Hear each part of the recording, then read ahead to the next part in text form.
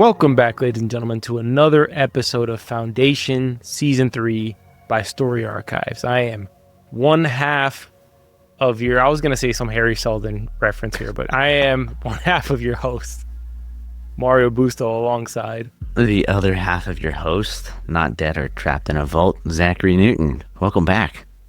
We are back with Season 3, Episode 9, titled, honestly, weird enough, like, they kind of messed up the titles on this. This one should have been Skin in the Game, in my opinion. But last week's was Skin in the Game, I think. Was last week's Skin in the Game? Was it? I don't know. Yes, one of them recently was. Last week was Skin in the Game, 100%. Okay. And this one is The Paths That Choose Us.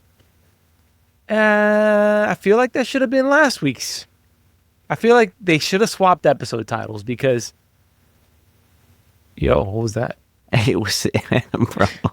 It was the audio from the show. Is that this tab? Is that the Apple TV tab? No, or it's something else? It's the Apple TV tab. There ain't nothing else. This is just when she fell down on the ground with the warden standing over her.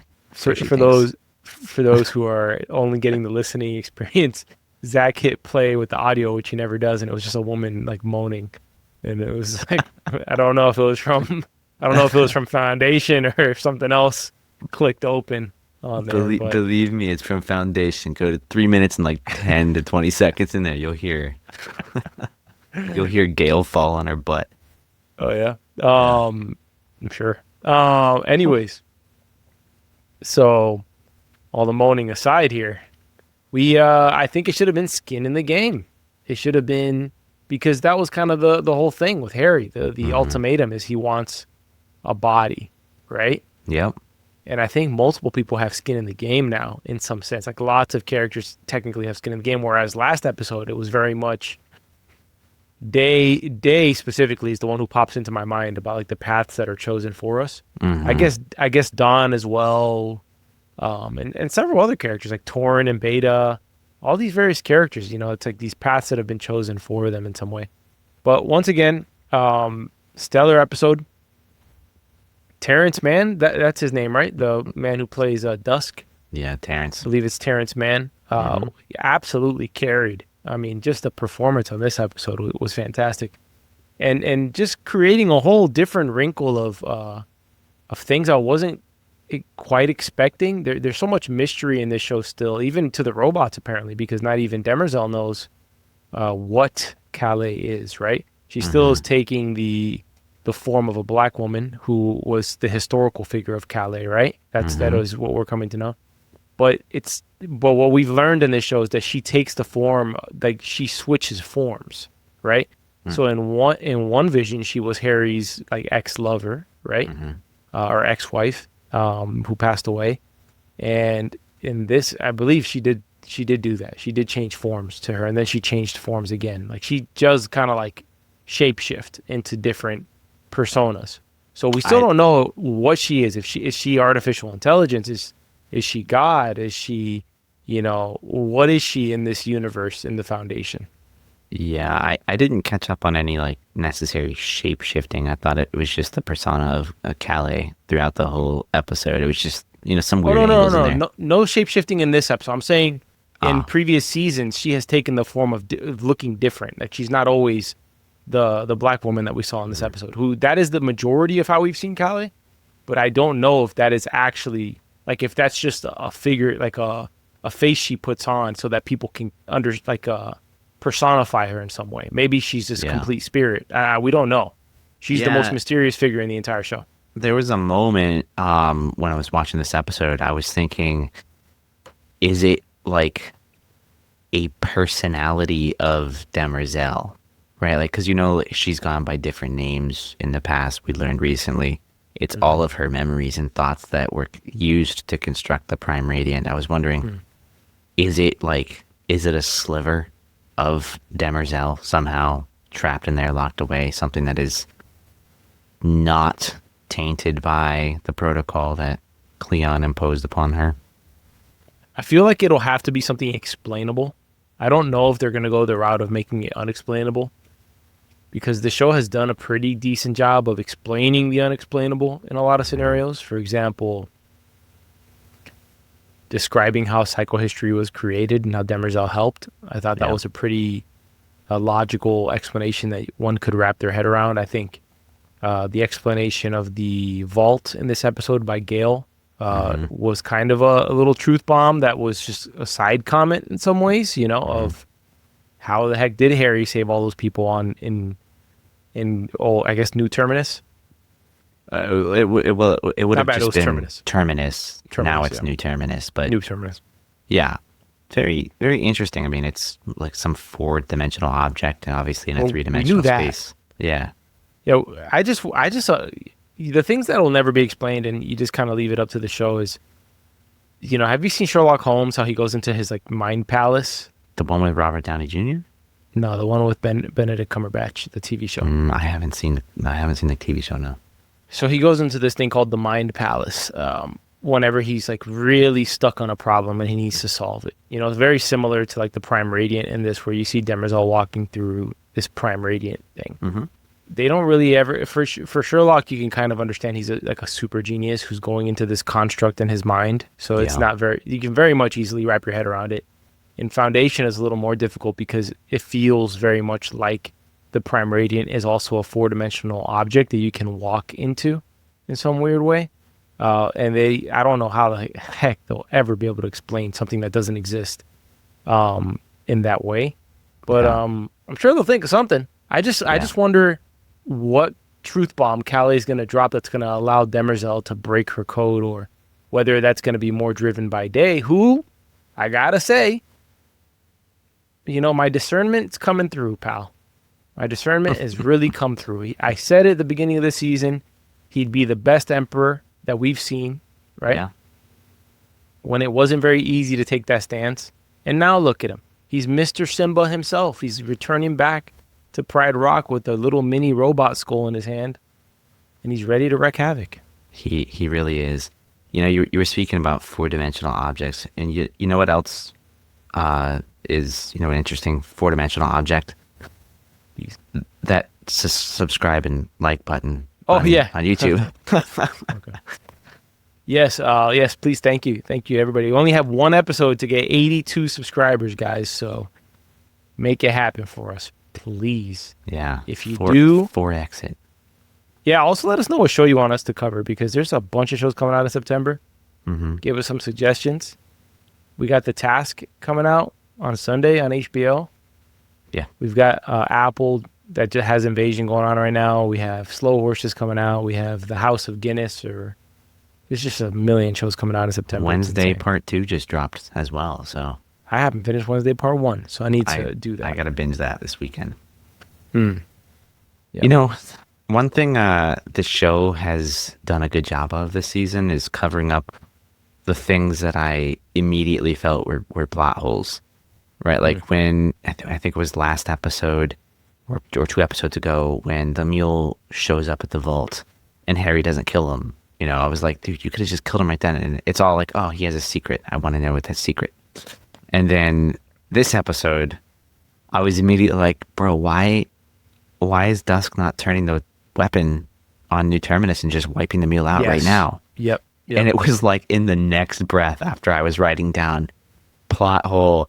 He's like, if he could have, he would have. And I'm like, that's a fair point. They're pretty far away. So Yeah, it's a big stick, not a long stick. yeah.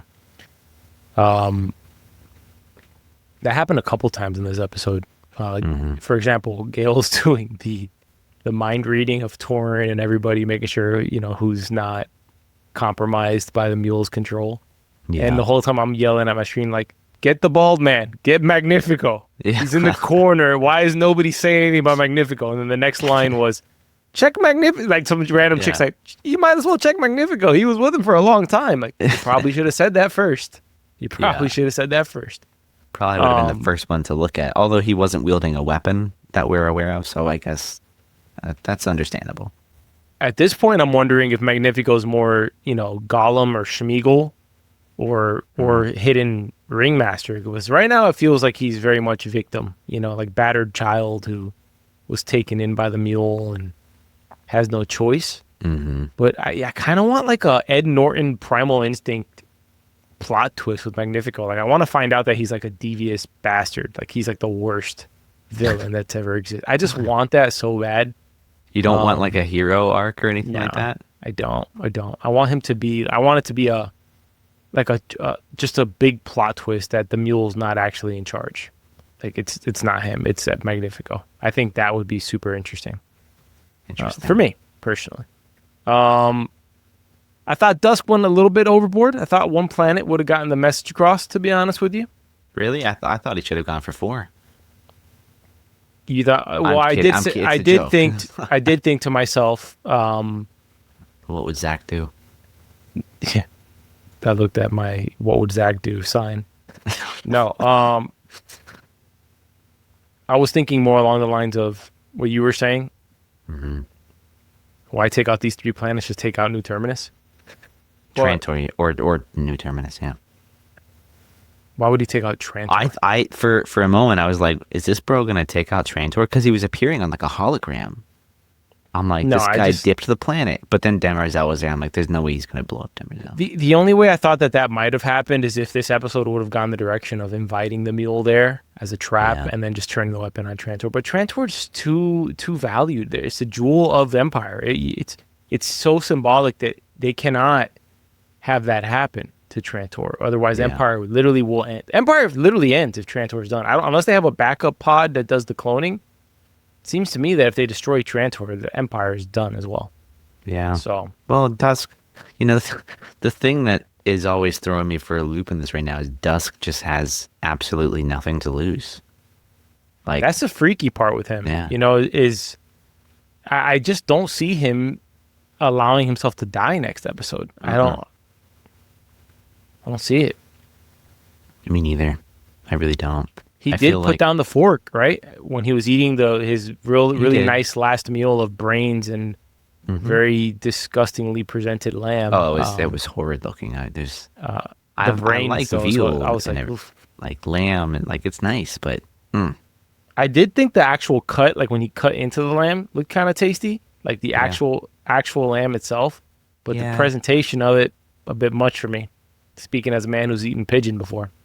Really, you've had pigeon? Yeah, it was at a 2-star Michelin restaurant. But all right, well, I guess that's understandable. I tasted like steak. Have not had pigeon. Tasted like steak. Yeah. I feel like every time people eat meat, that's like they say random, it tastes like they're chicken. like it's chicken or it's steak. I was very grossed out. I'll be like at the thought of the pigeon because I was thinking it was gonna look like more of a poultry, but the actual color of pigeon. Do you know guess what the color would be?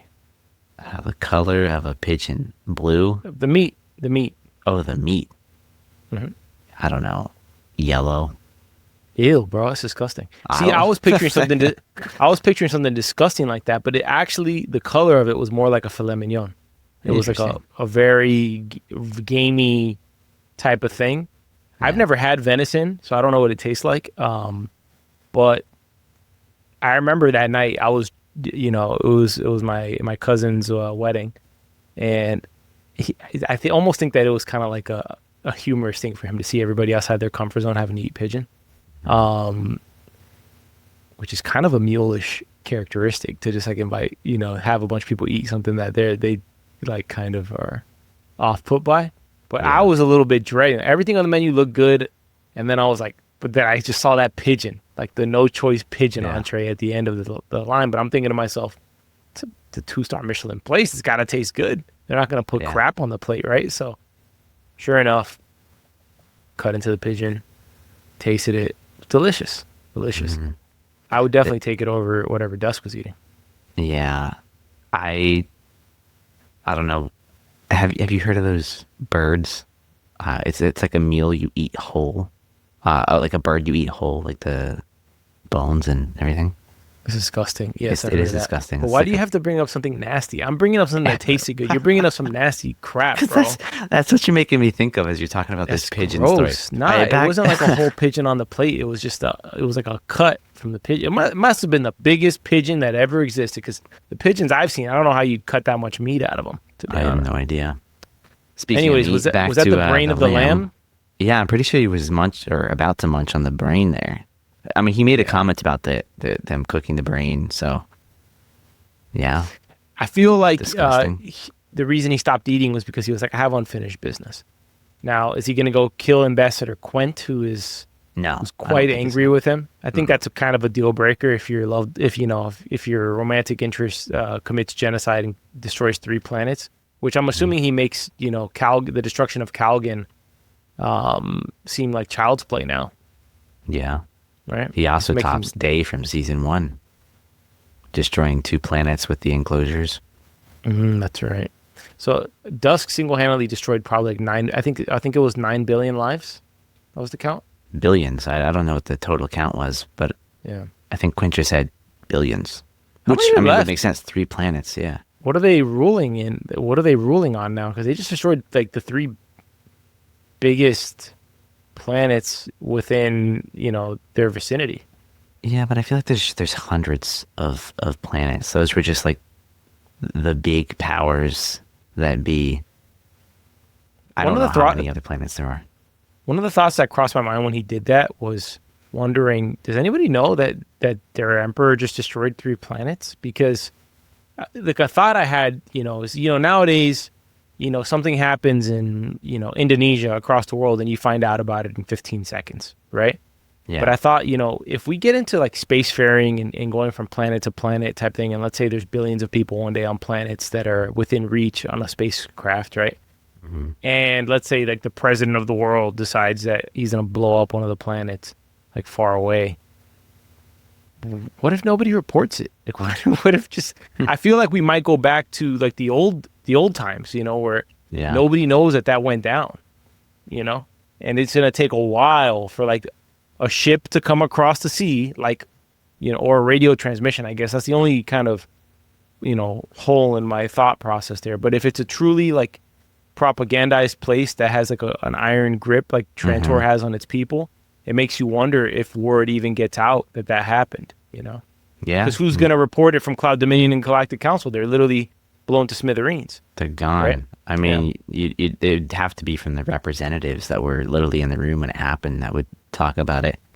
There could also be scenarios where, somebody was from one of those planets, they left, so, they have friends there, and now, if all of your friends just mysteriously disappeared and weren't contacting you at all, I think you'd think Yeah. something is fishy. But yeah, I feel like information across planets might travel a little slow. You know, You know what's I funny? did I did find the whole destruction of those planets to be ever so slightly anticlimactic.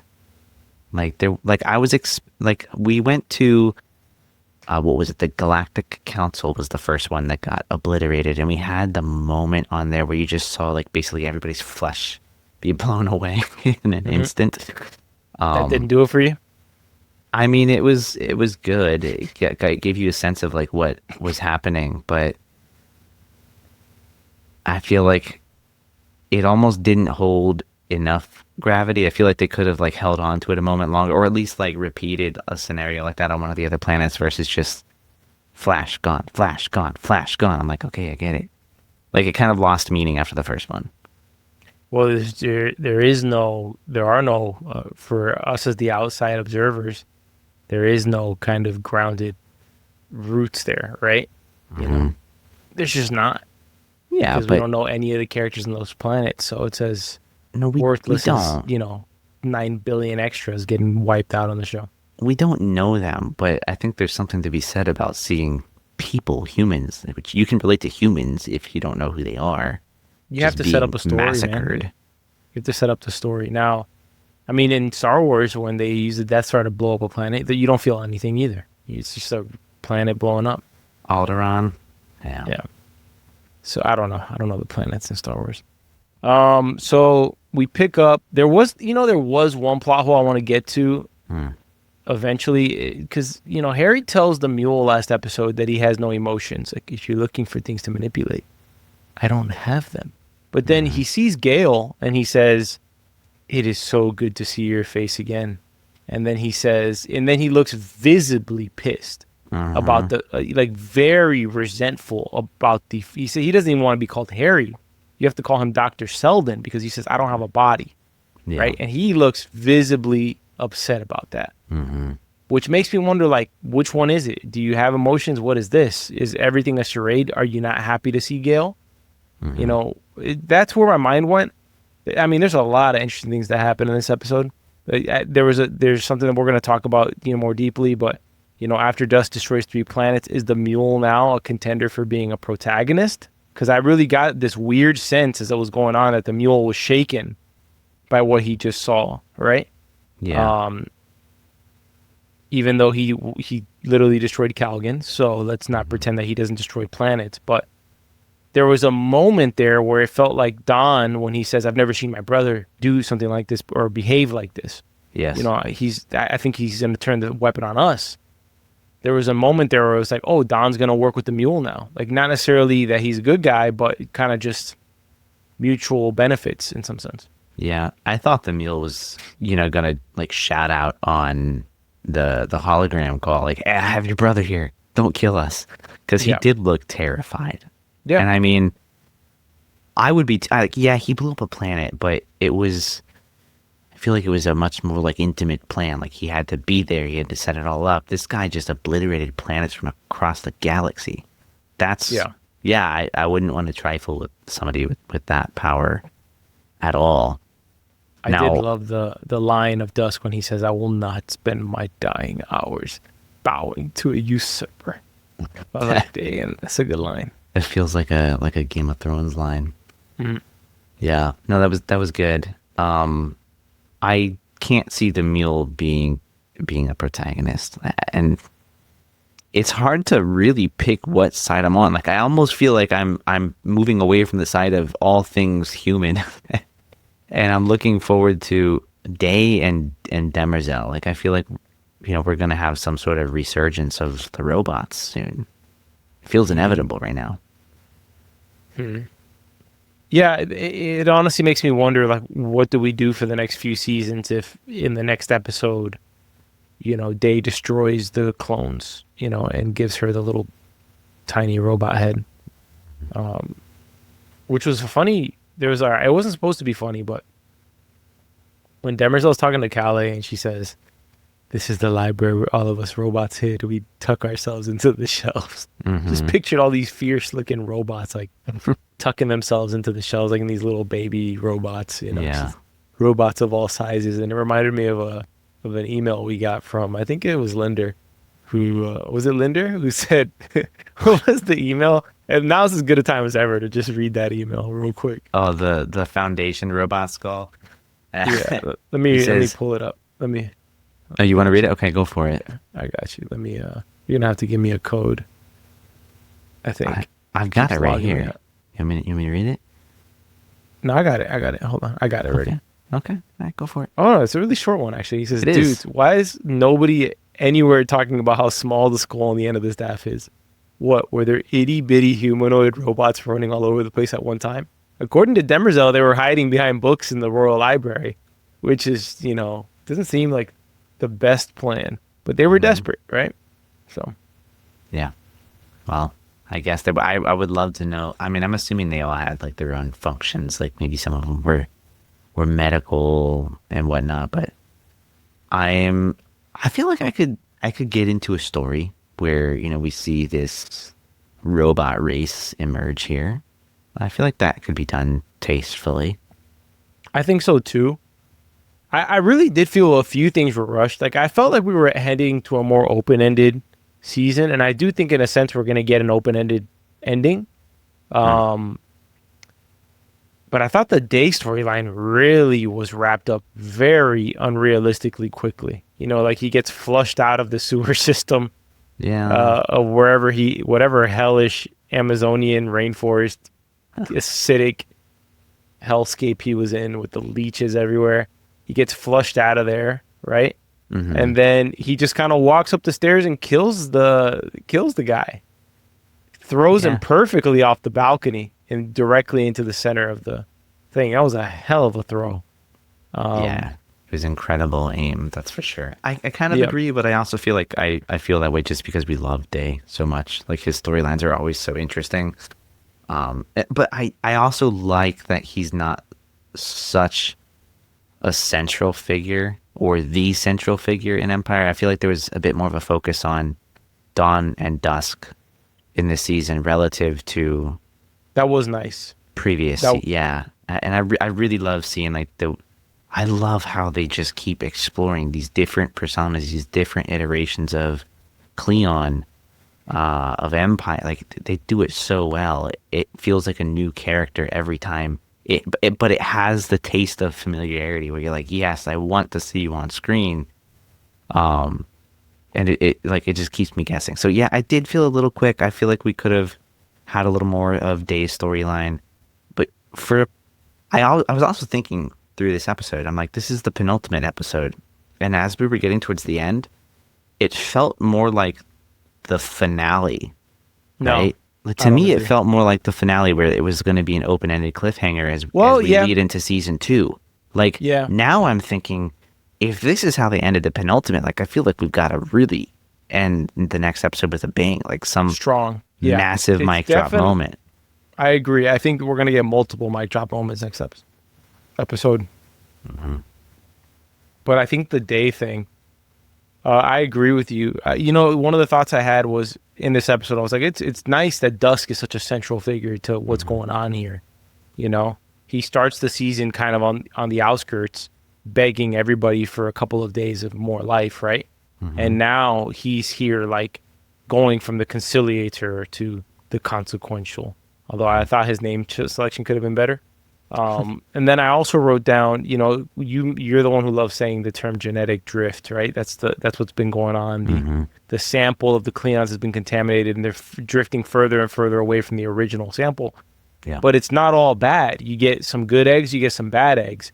And funny enough, Dusk is technically the oldest of the three here, right? So he's closest to being less contaminated, I guess, than the other three, and he's the worst, worst tempered, or the nastiest character of the bunch. Because Don is a decent person, and so is Day, seems to be, right?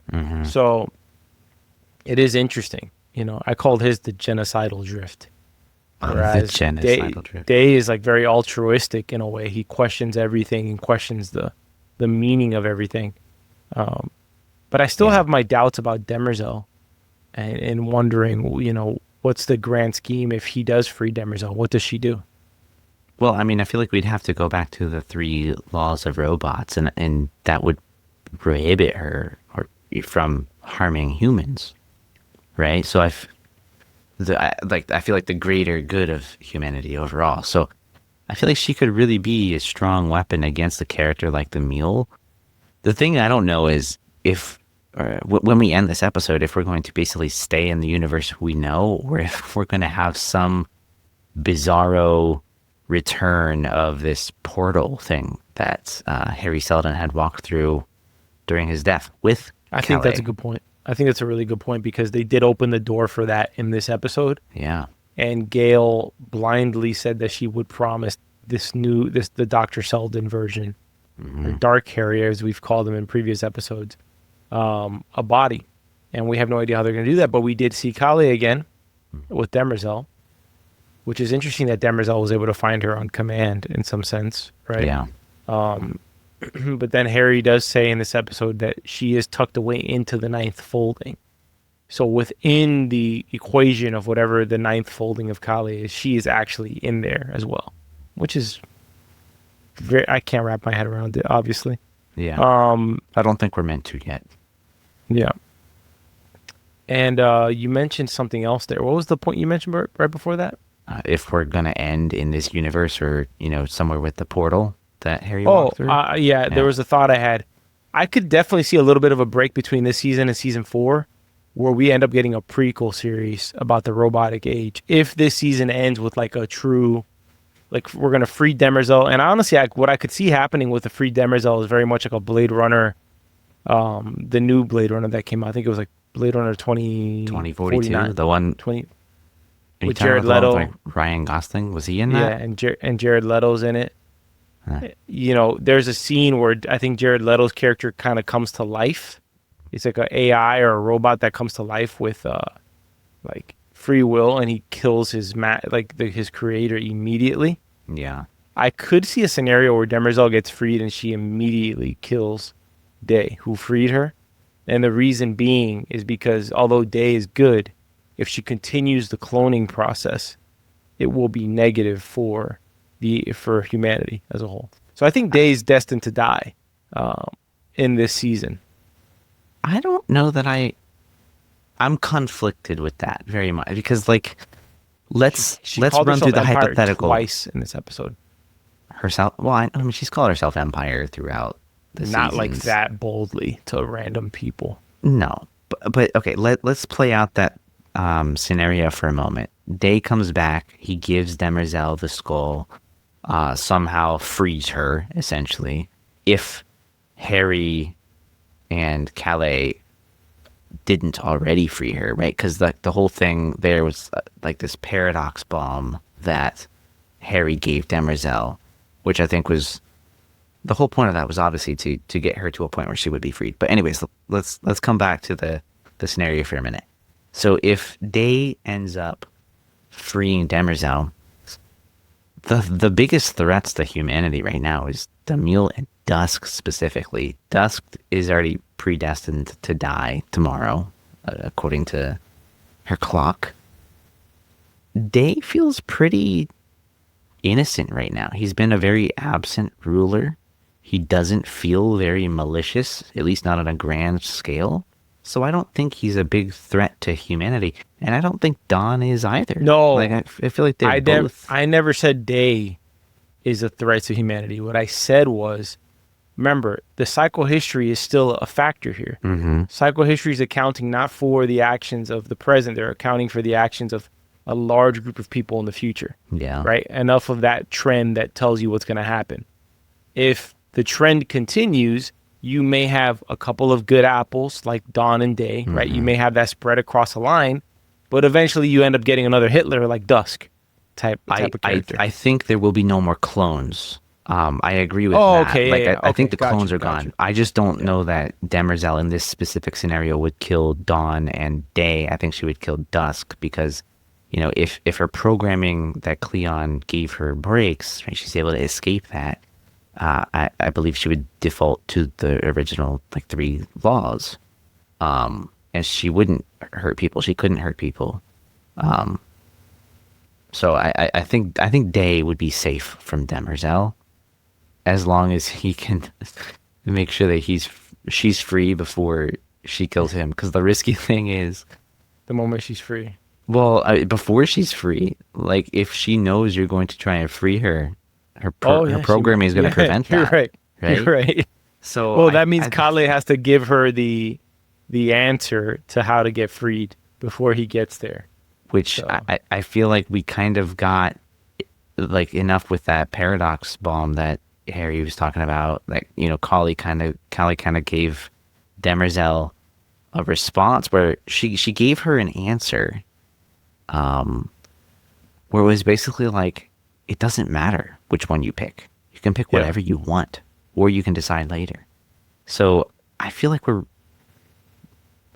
gonna have Day and Demersal really reconnect in the next episode. I also love that Day and his actions kind of feel altruistic in a way. Like he wants to do something nice for Demersal, which is interesting. It's a very massive switch from any other Day we've ever seen. Does he end up back with Song, you think? I don't think this gives is a him a show look. for happy endings. Me neither. Although we did see, was it was last She gives season. him a kind of longing look when he walks away, and he says, Yeah. She says, you're doing a good thing for humanity. He says, I'd settle doing a good thing for her. Mm-hmm. Yeah. I don't know. I feel like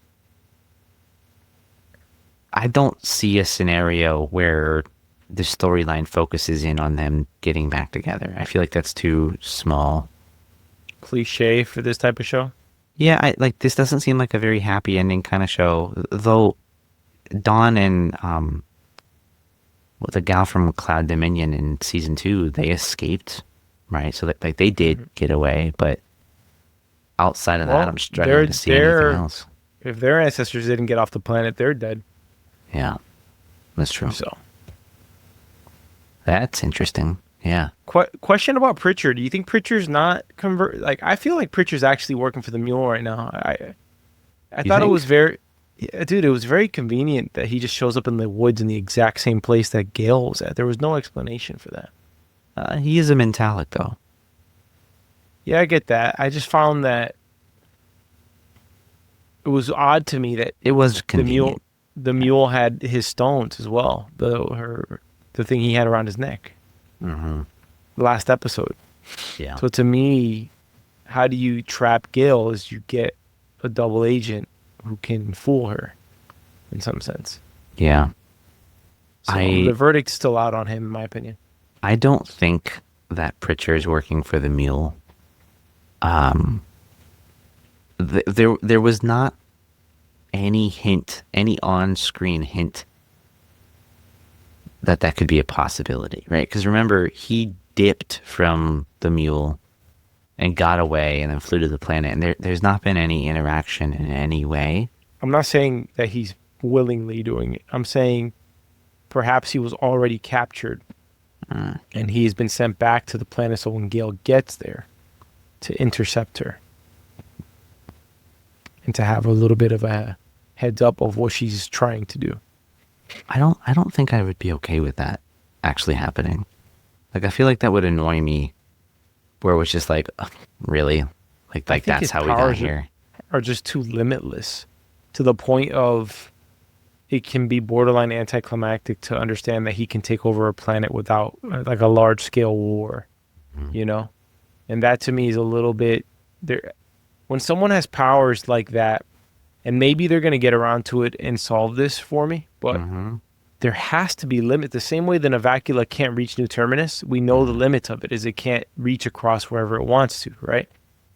We have to understand what are his limits. What can this guy actually do? Because he pretty much remote killed the chick from his spaceship. You know, Gale's Okay. interrogating her and he literally twists her eyeballs, you know, Vecna style, and Yeah. kills her from far away. I So the was just guy, gonna bring that up. Yeah. yeah, the guy's like, you know, almost omnipresent in at all places in some sense. So he has like a spy network that reminds me of Narnia when they talk about like how the trees whisper. Like the guy just knows everything going on, you know. He does seem to know a lot, but Also, speaking can speaking I of the make one scene, more mention here? yeah, yeah, go for it, and then I'll jump in. If he's able to easily take planets like he did Calgan and the other, why not just go straight to Trantor and just do that? I don't know. I really, I don't Think know about why it. he doesn't. Just think about that because if he takes over Mm, Trantor, it's game over. He takes the rest of the the chess pieces off the board pretty easily after that. mm, So if he said and he literally said in this episode, I can take Trantor as easily as I took Calgan, then why don't you fly your merry ass over there and go do it? You know, why are you going one by one? And maybe we yeah, get this question answered as well when Harry tells us what I really hope we've like the main thing I want in the next episode is that we find out what is off about his story. I want to know what his secret is, you know? I'm yeah, really hoping to find that out. And I hope it has something to do with Magnifico, but we'll see. yeah. Well, I would assume it has to do with Magnifico to some degree. In regards to the Mule just killing the warden, seemingly from his spaceship very far away. Hmm. Uh, I don't know how much or so much that it is him actively doing that. Like, I don't think he's sitting there just willing that to happen in that moment. I felt like it was more of a, I've corrupted you so deeply, like your brain, your body just can't do any. Like I'm in, like basically he's corrupted them so much that any strong defiance like that kills themselves somehow. I don't think he's literally sitting there listening to everything, hearing everything, thinking everything, You and could be right. You could be controlling it right. all. Like that feels like a little too much of a stretch to me. I still think it's a bit of a stretch to pretty much have complete control of these people without the strength of it waning. You know, it just Mhm. grips and doesn't let go. I say that, but now that I I think about it though. Remember in season 2 with uh, Gale and Harry as they traveled to the planet with all of the mentalics. Yeah, they got the message from Yeah, somewhere else. Yeah, yeah, like just like they heard it like out in space, and it was just that's a kind a of sound. an issue I have with the show is you gotta define what these metallic powers can really do.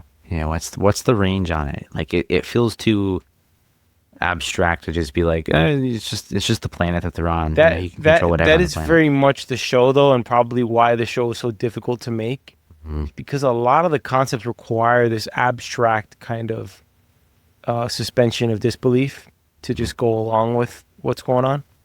Um, and that could be a reason why it's sitting even today on fourth on the Apple TV charts, Mhm. behind three shows that I consider them to be worse than Foundation. I don't consider the three shows ahead of them to be better than Foundation. But Yeah, who am I? I'm just a content creator. you're just the number one Yeah. Apple TV show podcast co-host. Oh man. I will say though, like when it comes to other shows like Chief of War, maybe Platonic, I don't know about that one You so don't much. I'm get to surprised that's rated that hit. high. It's more So the accessible for reason, people. yeah, but the reason I say, well, here's another thought process I have with TV shows. You can be great for one season. A lot of shows are great for one season. Hmm. Invasion is great for one season. So far, Like only one, yeah. true greatness is when you can spread that across 4 or 5 seasons. Foundation hasn't had that yet. Foundation season one was decent, but you got to really commit to being along for the ride before it starts to pick up and kind of hook you in. You know, Yeah. I mean they solved storylines and open questions that I thought were closed Mhm. topics of discussion in this season. Yeah. You know, and I don't think there's another streamer that would allow that kind of creative patience to allow a story to develop for that long and then to just drop it randomly. Not Yeah. randomly, but like in a what would seem to be a random episode. So, What's so interesting though is that they did it so well that you thought it was a closed book in the yep. moment. You were like, "Cool, Yeah. yeah, Yeah. that checks out, got it." And then we come here and it's like, "Oh, there was more layers. There was a hidden chapter in there somewhere that nobody told us about." Yeah, this So, season's done a yeah. good job of answering questions that we thought we had decent answers for. You know, like Hmm. Salvor walking to the null field. Like this casually, Gail throws out the fact that the reason she could walk through it is because she had her genetic code. You know, so they're giving very grounded answers to mysterious questions. But Yeah. that's pretty much all my notes for this episode. Yeah, And my there's comments. I feel like there's still what would you call this? Chekhov's gun. There's the embryo of Salvo Hardin. We've heard Yeah, her name now mentioned a couple of times. I feel like something's got to happen with that. We've got the that is portal Chekhov's gun. that Yeah. Harry's walked through. Something has to happen with this portal. I feel like it's in some way related to this. Just Harry comes back. I don't know that it's so much that Harry comes, although he probably still does somehow come back. I don't know. I feel like there's a whole. I feel like we've spent 3 seasons world building, not in a negative way. Like there's been so much that's happened. It's been very interesting. But I feel like we've spent 3 seasons world building, and this could just instantly open up to like another universe or something, and we have a lot more world building to have happen. So curious to see what I happens with wouldn't. those two things. I wouldn't mind like that this show goes on for a while and they just go into storylines that have nothing to do. It just becomes like a real character drama Hmm. of like political intrigue and stuff like that. But Yeah. anyways, hope you guys are enjoying the pod so far. Make sure you hit the like button. Make sure you're subscribing to our channel because the last episode of Foundation season 3 is coming next week, and you want to tune in for what we have to say about it. With that being said, before my hiccups take over, shall we Mhm. get into categories? We shall get into categories, but before I do, be sure to stick around for a few minutes for the what is it, the after pod? What do we want to call it? The post show. We actually had Post-show. a comment from somebody last week, Davidson, who said the very end of the pod made me laugh out loud. Great pod, guys. I appreciate that. I I'm wanted glad to you know stuck around. You were a trooper, man. I want to know what particular moment made him laugh out loud. I gotta go back and listen to it to I find out know. what we talked about. I feel like there was a very significant moment where one of us, probably me, said something very stupid, but I'll have to go listen to it too. Yeah. Categories. Yeah. Let's start with favorite character of the episode. I feel like this one's like an obvious one though. I feel like it's a Dusk episode. Yeah, it felt like a Dusk episode to me. It's hard for me to pick anybody else. Like, Day was cool. Didn't get enough of Day. Yeah. For me to like pick him. A great moment, but not enough of him. Not much of Demersal. I would have gone with only 2 characters in this episode. Both were the villains. Mule. Dusk and Mule. I thought Mule's performance in this episode was quite good. Yeah, the meal was good. Again, I would say like there just wasn't enough of them. So, Dusk it is. How about favorite scene of the episode? It's got to be the Navacula thing, of Yeah. the destroying of the planets. I think that probably has to be it. Yeah. Felt very much like Cersei blowing up the Sept of Baelor. Oh yeah. Yeah. That's what it is. That little I don't know why that little lovers quarrel between Quint and Dusk. It reminded me of what Anakin and Padme on Mustafar Oh, in yeah. episode 3 Yeah, of yeah. Star Wars. Mhm. You're going down a path I can't follow. All right. Show me the path, Dusk. Yeah, Where do I go from here? No, she clocked him for sure. She said, she pretty much said that he's having a tantrum because he's dying. That's pretty much what it was. Oh, he's And it definitely does having a feel like tantrum. that. Yeah. Did he say a similar quote that Harry says at the end of the episode where he feels like he's falling down a well? Did he say anything like that? Somebody said something like that. Harry said that. Harry But said I don't it? remember if anybody else said it. Gosh, now I don't know. He may have. Regardless, it was definitely a tantrum. Outside of that, though, was there any lines that stood out to you? There was one jab in particular that I liked. I liked the line about your brother has a big stick, but not a long stick. I thought that was a good one. Yeah, that's fair. I loved Dusk's jab back at the representatives there, where he was just like, "Oh, and this is just to inform you." After he blows up all 3 planets. He had like 3 or 4 good lines. He had He did. when the mule says he'll take the offer, he says, "Oh, look at that, the offer's just expired." He says that. And I did like I will not in my last Oh, that's such a good hours one. bow to a usurper. That is a very good line. I thought that was great. That was Yeah. great. We didn't talk about it much. I don't want to dwell on it much, but what a boss ass move from Dusk to just take control of the freaking situation with these people who are going to give him and his planet up. Team Empire, Just baby. cut to the chase, guys. Let me just do it. Like, hey, these idiots, they were going to offer the planet up to you. It's not going to happen. Mhm. That was great. I love that. Yeah, agreed. All right. Before we close out the episode, any after pod thoughts? After pod thoughts. The Been after waking show. waking up earlier because I've been busier than ever. Me and you are working on something secret, not necessarily for the podcast yet, more of a side Mhm. thing. So that's been interesting, but just,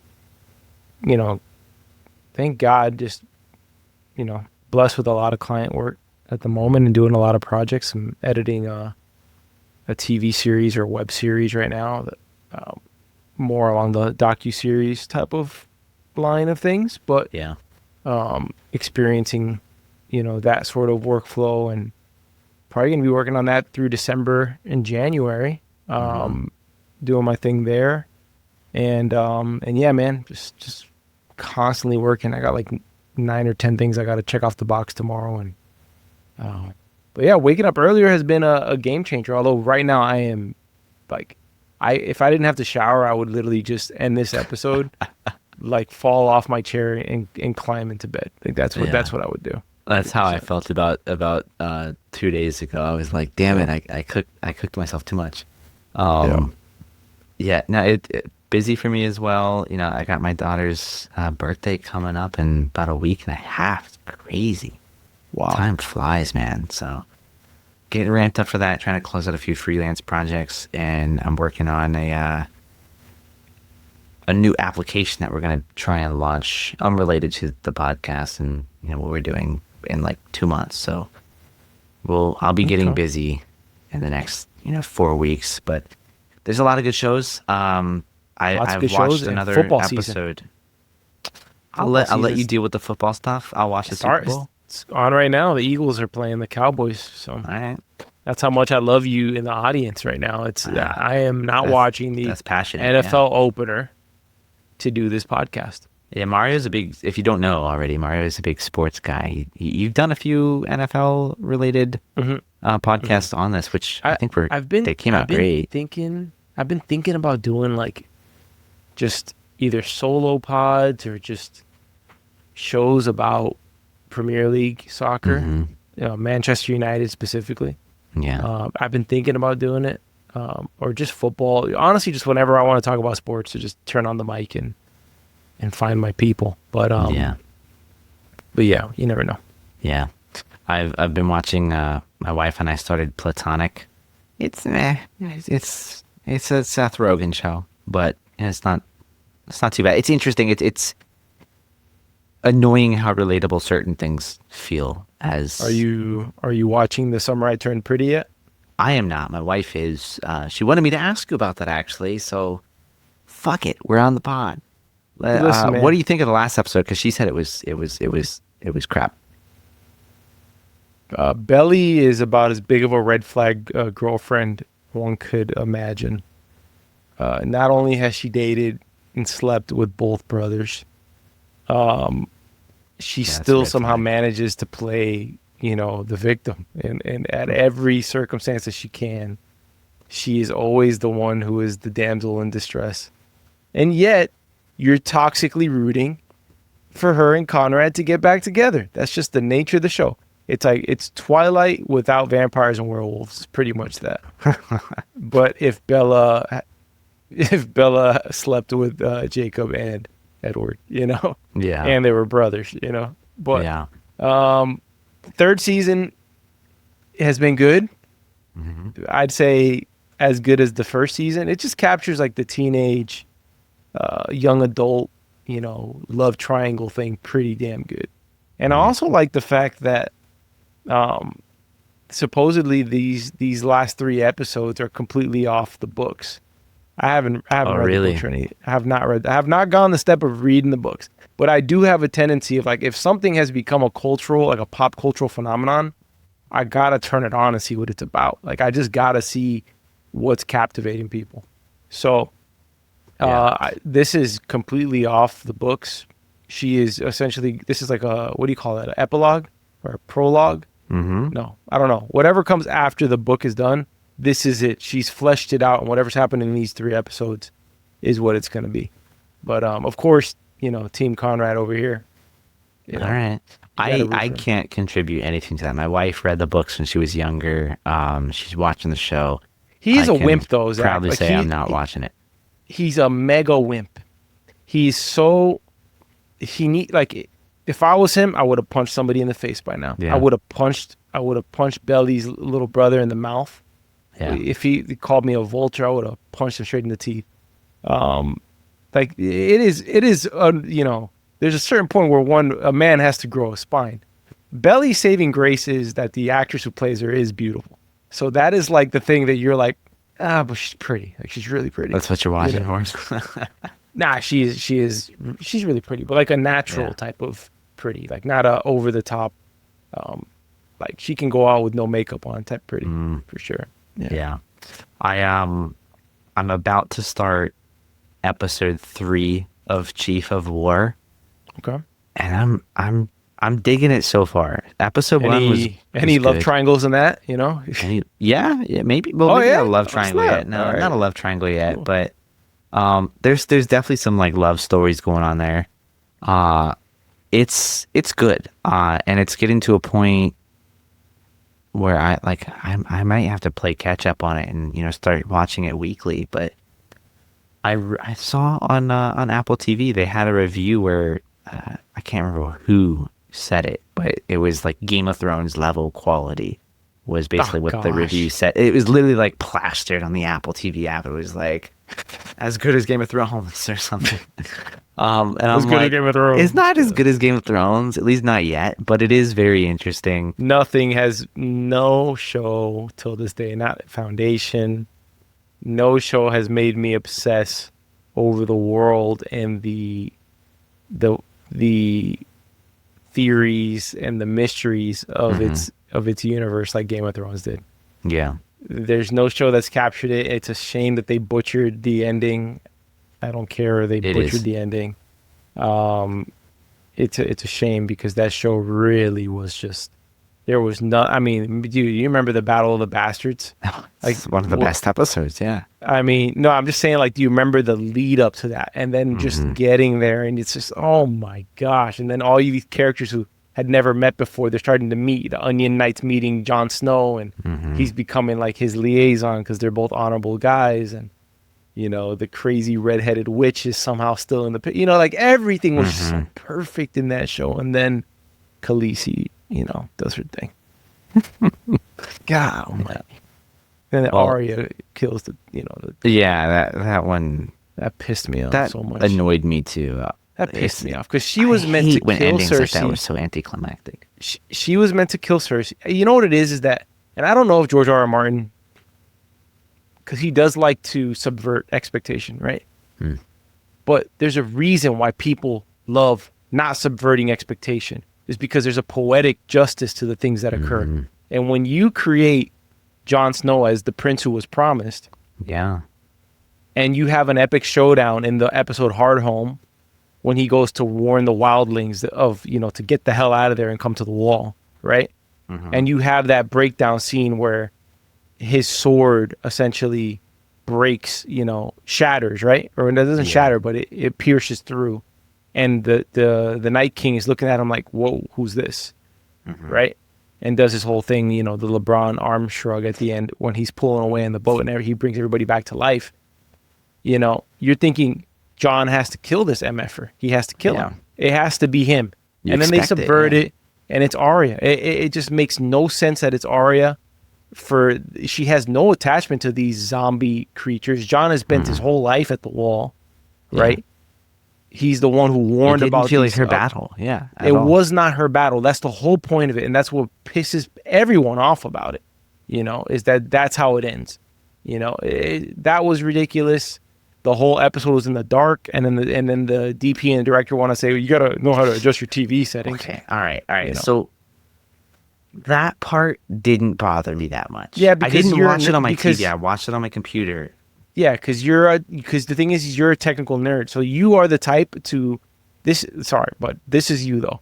You're the type to attack the audience for doing something technically wrong.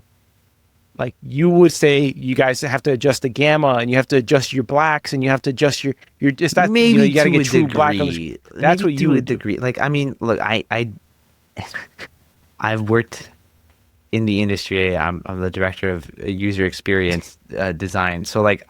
While there are parts of me where I'm like, there's the purist element in me when it comes to certain things like film and video, and I'm like, man, I really want to like consume it in this way. But there's also a very, very strong side of me that's passionate about like, look, I mean, I know most people aren't freaking watching it on a nice monitor or a color calibrated fucking TV, right? So no, like, create the content for the people you fucking created the content for. That's why colorists, when they master the color, they're checking it on multiple devices. Yes. What is it going to look like on a phone? What's it going to look like on a TV? What's it going to look like on a computer? Like multiple devices.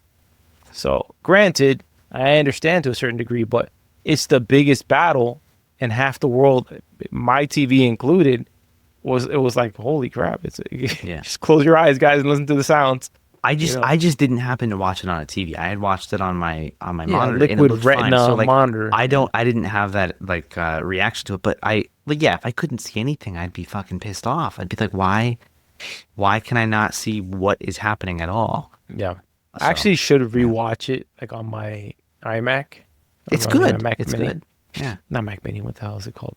Air, the laptop. Studio MacBook Pro. No, the laptop. know. The laptop. MacBook Air. But no more Game of Thrones talk. That's a wrap for this episode. We're Thank done. you all for staying for the after show. You did it. You did it.